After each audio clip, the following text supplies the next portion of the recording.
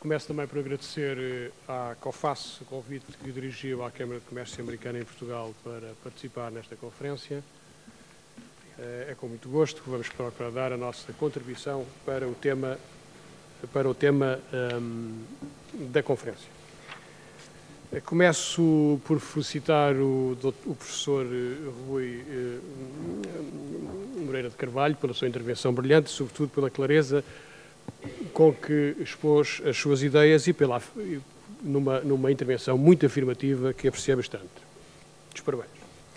Eu vou fazer uma coisa mais simples, vou tentar responder ao desafio que nos foi colocado de alguma forma, caracterizarmos as relações entre a Europa, o espaço económico em que nós estamos inseridos e os Estados Unidos, naquilo a que se designou chamar de economia transatlântica, portanto, o espaço entre os Estados Unidos e a Europa.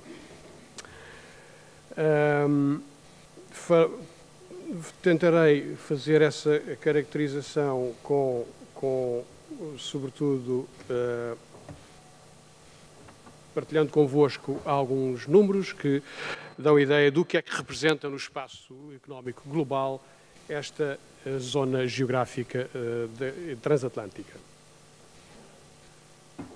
Com a globalização e com a crise com que temos vivido nos últimos anos neste espaço, naturalmente que as empresas, as organizações, os países começam a olhar para outras zonas geográficas do mundo, para os países emergentes, para as zonas de maior crescimento, bem, porque nós devemos, por um lado, diversificar e, sobretudo, olharmos para onde existem mais oportunidades. E, portanto, por força disso, este espaço onde nós vivemos há muito mais tempo, com relações de muito mais longa data, tende a ser visto, não ser colocado no segundo plano, mas muitas vezes deixa de ser tão prioritário nas nossas observações, nas nossas opções. Com a minha apresentação vou tentar mostrar o peso que esta relação entre os Estados Unidos e a Europa ainda tem, mesmo neste contexto global diferente que vivemos hoje. Vou fazê-lo, sobretudo, focando em 3 ou 4 áreas de análise, na perspectiva do investimento, na perspectiva do comércio entre as duas zonas geográficas, na perspectiva dos serviços e, finalmente, na inovação. E falarei, finalmente, partilharei convosco também um pouco do que é a nossa perspectiva em relação às relações entre Portugal e os Estados Unidos neste domínio. Apesar da recessão e dos tempos mais difíceis que temos vivido ultimamente, a Europa e os Estados Unidos continuam a ser o mercado mais importante mutuamente de nós para os Estados Unidos e dos Estados Unidos para a Europa. Estima-se que esta economia transatlântica, destas duas grandes zonas geográficas, produza cerca de 5 trilhões de dólares em vendas, em receitas de vendas por ano e emprega cerca de 15 milhões de pessoas nos dois lados do Atlântico. Estes laços são particularmente estreitos no que diz respeito ao investimento direto estrangeiro, às carteiras de investimento, aos créditos bancários, ao comércio e venda de produtos e serviços pelas filiais das empresas dos dois lados do Atlântico, ao investimento mútuo em investigação e desenvolvimento, às patentes, aos fluxos de tecnologia e venda de serviços de conhecimento intensivo. Ou seja, uma relação muito estreita em áreas essenciais para o desenvolvimento dos países entre as duas zonas geográficas. Esta economia transatlântica é no mundo ainda o maior mercado, o mais saudável e o mais sólido, apesar das crises, representando cerca de 54% do PIB mundial e 40% em termos de poder de compra.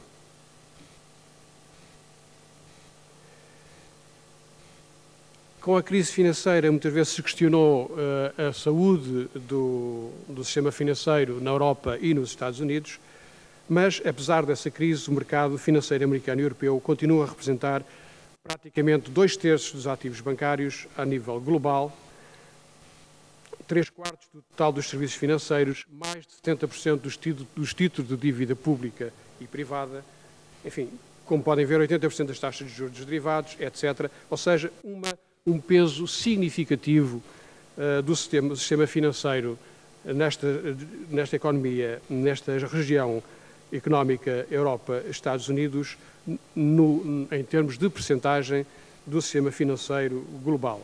Naturalmente que, à medida que o processo de globalização avança e os mercados emergentes ganham terreno, como eu disse há pouco, começamos todos os países, apesar de manterem estas relações mais tradicionais, mais maduras, de mais longa data, e que são, digamos, o run rate da sua economia e das suas operações de negócio, começam a olhar para mercados emergentes, por mercados de maior oportunidade e, portanto, o mercado transatlântico passa de uma posição de preeminência para uma posição de predomínio, sem dúvida, ainda muito considerável, mas menos esmagador que no passado. Na última década, a cota transatlântica no mercado bolsista diminuiu de 78% para cerca de 50% do mercado global. A cota asiática, por seu lado, nas receitas de investimentos bancários, cresceu de 13% para mais de 20%. O mercado de ações dos BRIC, dos países chamados BRIC, dos países emergentes de crescimento mais acelerado, cresceu mais de 40% ao ano, enquanto que o europeu e o americano têm contraído, como de resto todos temos sentido. A participação asiática em empresas cotadas em bolsa em todo o mundo subiu de 2% em 2000 para 22% atualmente, e mais de metade das ofertas públicas de venda, os IPOs, que se registaram no mundo, mais de metade foram registados na China. Ou seja, a China, de facto, com uma aposta significativa em aquisições de empresas um pouco por todo lado, designadamente no nosso país, como também sabemos. Focando agora um pouquinho mais no investimento, dando-vos uma ideia da importância do investimento nesta relação entre os Estados Unidos e Portugal, o investimento é, de facto, o motor da economia transatlântica. De resto, o investimento, como foi também dito já anteriormente, é o motor do desenvolvimento económico e constitui um fator com efeitos muito positivos na sustentabilidade das economias e na criação de emprego.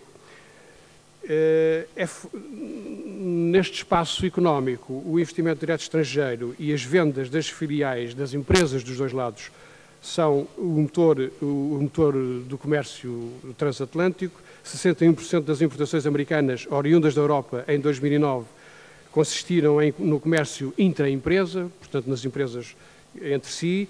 E existem até situações acima deste valor. No caso da Irlanda, 85% dessas importações são feitas intra-empresa. E no sentido inverso, esse valor é um pouco mais baixo, 31% das exportações americanas para a Europa são também intra-empresa.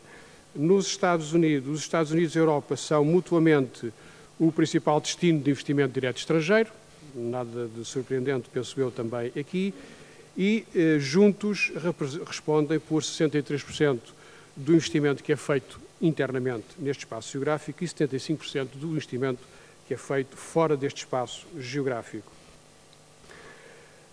O investimento direto estrangeiro na Europa cresceu cerca de 30% durante os primeiros 9 meses de 2010, provavelmente com alguma surpresa para muitos de nós, portanto, crescer 30% no momento de menos pujança económica significa, de facto, uma grande aposta dos americanos ainda no nosso espaço europeu e, sobretudo, uma recuperação sólida depois de níveis mais depressivos que se verificaram em 2009, a seguir à crise de 2008. E também aqui se verificam diferenças entre países, portanto, desses 30% de investimento direto estrangeiro na Europa, a maior percentagem verificou-se em países como a Bélgica, onde esse crescimento aumentou 172%, em Itália 48%, em contrapartida na França apenas 1% e em Espanha caiu 6% nos primeiros 9 meses de 2009. A cota europeia do investimento direto estrangeiro em 2010 foi de 52%. Portanto, 52% do investimento direto estrangeiro americano foi feito na Europa. Na última década, 5 dos 10 maiores destinos de investimento americano foram em países na Europa, os Países Baixos, a Holanda em primeiro lugar, a Inglaterra em segundo e a Irlanda em quarto. Portanto, à frente de outras regiões onde supostamente mais atrativas para investimento. Significa que, de facto, nesta relação bilateral, ambas as geografias estão ainda na prioridade dos respectivos países. O investimento direto estrangeiro americano nos países emergentes, nos BRIC, entre 2001 e 2009, foi apenas de 3,7% do total do investimento direto estrangeiro americano. Este mesmo investimento, por exemplo, no Brasil, na China e na Índia, aumentou bastante nos últimos anos, mas a partir de uma base muito baixa, muito diminuta. O total de investimento americano nos primeiros 9 meses de 2010, no Brasil, na China e na Índia, foi pouco maior do que o investimento dos americanos feito apenas na Irlanda. Portanto, continua a prevalecer as relações mais tradicionais, apesar de mais maduras e já em fases de maturidade como nós crescimentos, mas o investimento continua a prevalecer nas relações mais sólidas e mais tradicionais de ambos os lados. Desde 2000 que as empresas americanas investiram mais, portanto, nos últimos 10 anos, investiram mais nos países, por exemplo, apenas mais na Holanda do que em todos os países da América do Sul, da América Central, do Médio Oriente e da África juntos. Portanto, diferenças que são substanciais e que espelham uma realidade muitas vezes diferente daquilo que são as nossas percepções. O investimento acumulado no Brasil, por exemplo, desde 2000, é menos de metade do total do investimento americano na Alemanha, acumulado em 10 anos. O investimento americano na Rússia foi apenas um quarto do investimento americano em Itália, por exemplo. E os 19 bilhões investidos pelos americanos na Índia, através das empresas americanas, desde 2000, representa apenas 60% do total do investimento americano, por exemplo, num país do norte da Europa, pequeno como a Noruega. 60% dos ativos americanos investidos estão localizados fora dos Estados Unidos, portanto, no exterior, estão localizados, de facto, na Europa. E, portanto, a Europa continua a ser a região mais rentável pelas multinacionais americanas, tendo os rendimentos destas filiais atingido um recorde em 2010 de 196 bilhões de dólares, isto apesar da crise e do colapso verificado em 2009, a seguir à crise. Inversamente, os Estados Unidos são também o principal destino do investimento direto europeu em 2010, tendo tido um aumento de 70% relativamente ao ano anterior. 2/3 do investimento europeu nos Estados Unidos neste período deveu-se a 6 países, por ordem decrescente, portanto, Holanda, Inglaterra, Suíça, Irlanda, Alemanha e França, e a Europa detém cerca de 74% do investimento direto estrangeiro nos Estados Unidos em 2009, com cerca de 2,3 trilhões de dólares. Ainda em 2009, o investimento direto europeu nos Estados Unidos foi praticamente 13 vezes mais do que aquilo que os europeus realizaram na China e na Índia. Apesar de o investimento direto europeu ser consideravelmente superior nos Estados Unidos do que noutras partes do globo, estes níveis têm vindo a decrescer, sob pressão, naturalmente, tendo-se visto um aumento em praticamente todas as restantes partes do globo e, em particular, nos países que não pertencem à União Europeia. Apesar de o investimento europeu nos BRIC ser relativamente pequeno e estar com crescimentos moderados desde 2011, a Europa é ainda o maior investidor em cada um destes países BRIC. Os Estados Unidos são, por seu lado, o mercado mais importante em termos de resultados das multinacionais europeias. Os rendimentos destas empresas das empresas estrangeiras, das empresas europeias, atingiu um valor de 105 bilhões de dólares em 2010, apesar da recessão, e para além da Europa, só o Japão, isto nos Estados Unidos, e para além da Europa, só o Japão tem, de facto, alguma presença económica significativa nos Estados Unidos, com as filiais japonesas a atingirem um resultado de 87 bilhões de dólares, apesar de tudo abaixo do que representam as filiais das empresas europeias nos Estados Unidos. As vendas destas empresas são também a forma principal de como as multinacionais europeias vendem bens e serviços aos consumidores americanos, e em 2008 as vendas destas empresas europeias nos Estados Unidos foram 4 vezes superiores às importações americanas da Europa. Relativamente ao comércio, 2 ou 3 dados também para elucidar esta relação. O mercado americano é o principal destino das exportações europeias, 20% relativamente à exportação de produtos e 43% na área dos serviços. E os Estados Unidos são o terceiro país de importação da Europa, antes da China, depois da China e da Europa alargada aos países não Comunidade Europeia, países de leste, etc. A China é um principal destino de importações europeias.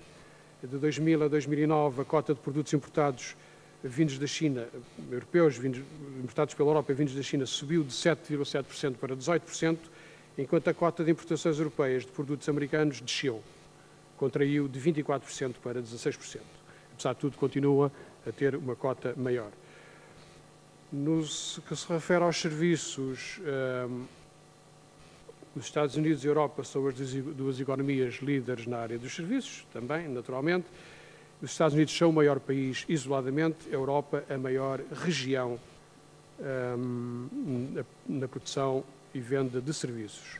A Europa registrou um crescimento anual de 10% nas exportações de serviços na última década, 1% mais do que a média global, mas 1% menos que os países asiáticos e mais 4% do que os americanos. No que diz respeito às exportações de serviços, a Europa é número 1 no ranking mundial, em quase todas as categorias de serviços analisadas neste estudo, tendo mesmo reforçado a sua posição em áreas como as comunicações, as telecomunicações, os serviços de tecnologias de informação e a construção. A economia de serviços americana e europeia nunca estiveram tão entrelaçadas como hoje,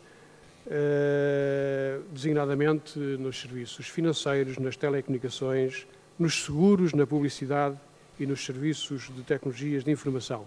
Apesar dos momentos difíceis que todos vivemos, os laços existentes entre as duas regiões, neste espaço económico, no interior deste espaço económico, são muito fortes e prevalecem sobre as crises, apesar de tudo.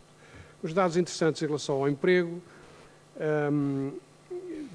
apesar de muitas vezes dizer que as companhias americanas e europeias procuram mercados de mão de obra barata, como os países asiáticos, os países da América do Sul, de mão de obra tipicamente mais barata, o maior número de trabalhadores, apesar disso, o maior número de trabalhadores estrangeiros em companhias americanas fora dos Estados Unidos são europeus. E o maior número de trabalhadores estrangeiros em companhias europeias fora da Europa são americanos. Portanto, continua a prevalecer aqui também na área do emprego esta relação sólida entre estes dois espaços. As filiais americanas empregam cerca de 1,9 milhões de trabalhadores europeus, diretamente, empregos diretos. O número de trabalhadores empregados em filiais americanas na Alemanha, na França e Inglaterra é, por exemplo, o dobro dos empregados por estas empresas também na China. 42% dos 10 milhões de pessoas empregadas por filiais estrangeiras de capital maioritariamente americano em 2008, 42% desses 10 milhões viviam na Europa. As filiais estrangeiras de capital maioritariamente europeu empregam diretamente cerca de 3,6 milhões de trabalhadores americanos. Reciprocidade também neste domínio. As filiais americanas empregavam praticamente o mesmo número de europeus em 2008 que em 1990. No entanto, há aqui uma alteração geográfica. Houve uma mudança, havendo uma deslocação de zonas de mão de obra de países de mão de obra uma deslocação para países de mão de obra mais barata, como a Irlanda, a Espanha, Portugal e a Polónia, tendo decrescido em países de mão de obra mais cara, como a Alemanha e a Inglaterra.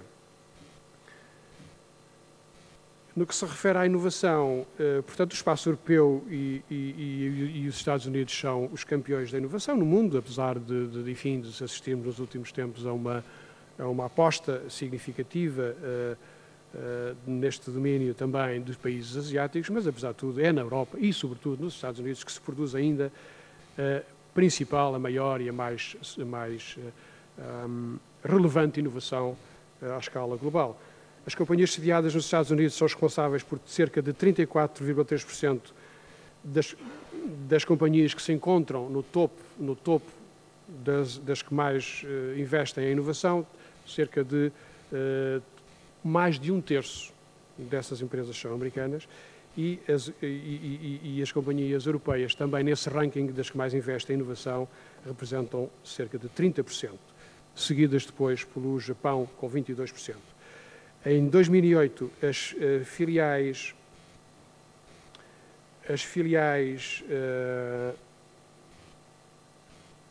americanas investiam cerca de 24 bilhões de dólares em pesquisa e desenvolvimento na Europa, o que representava cerca de 65% do total de investigação e desenvolvimento gasto por filiais americanas no estrangeiro.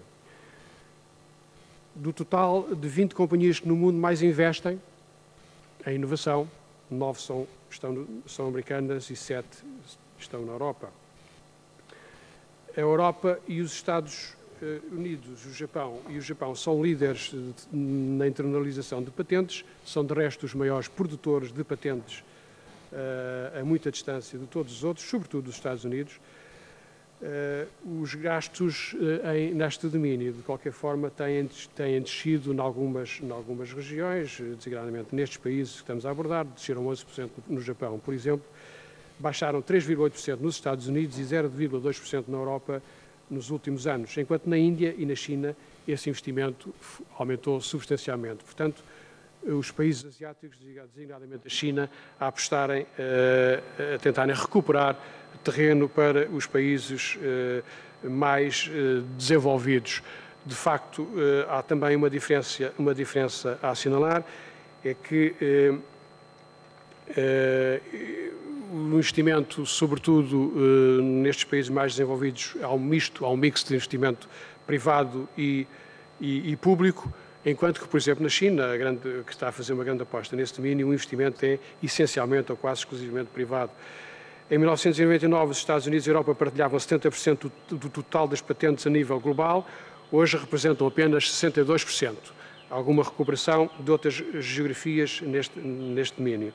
6 companhias asiáticas encontram-se já hoje no top 10 no setor privado beneficiárias das patentes americanas. Portanto, as patentes americanas que são depois colocadas à disposição de empresas para a sua utilização. Portanto, 4 domínios onde se verifica que realmente este espaço transatlântico, as relações entre os Estados Unidos e a Europa, continua sólido, continua de facto a representar o maior espaço económico do mundo. É um mercado maduro, naturalmente por essa razão com índices de crescimento menores do que outras regiões, mas apesar de tudo um espaço essencial ao desenvolvimento da economia mundial, ao desenvolvimento dos países que o integram e cujo desenvolvimento, naturalmente, esses países terão alguma dificuldade em resolver os seus problemas. Daí que se verifique esta interligação é tão sólida que nas preocupações com o que se passa nos dois lados do Atlântico são óbvias, sentimos-las todos os dias. A nossa preocupação e aquilo como fomos afetados com a crise financeira dos Estados Unidos em 2008 e hoje a preocupação que os americanos têm e sentem e expressam diariamente em relação à resolução dos países europeus, àquilo que os países europeus serão capazes de fazer para resolver de uma vez por todas os seus problemas relacionados com a crise da dívida pública, da dívida soberana que nos afeta vários países da Europa e, sobretudo, com a criação de uma agenda mais agressiva para o crescimento, sem o que a relação bilateral económica com os Estados Unidos poderá ser seriamente afetada, naturalmente. Peço desculpa estar a interromper, era só um pouco para acelerar. Sim, vou terminar. 5 minutos, se fosse possível. 3 ou 4 dados sobre as relações económicas entre Portugal e os Estados Unidos. Podem ler rapidamente, apenas um comentário.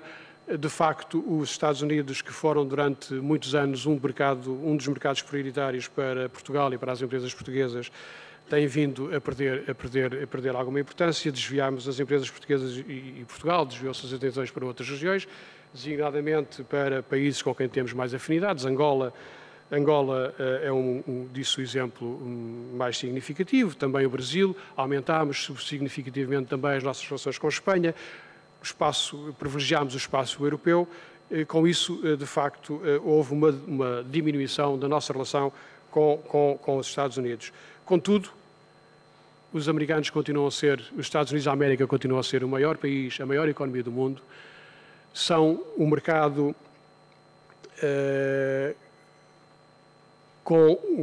onde o consumo privado é maior em termos de rendimento per capita, representa 71% do PIB americano, consumo privado, contra apenas 34% na China, 57% na Índia e 57,5% na Europa. Portanto, os americanos são, por excelência, um mercado consumidor de bens de consumo, portanto, um target procurado por quem tem como objetivo aumentar as suas exportações.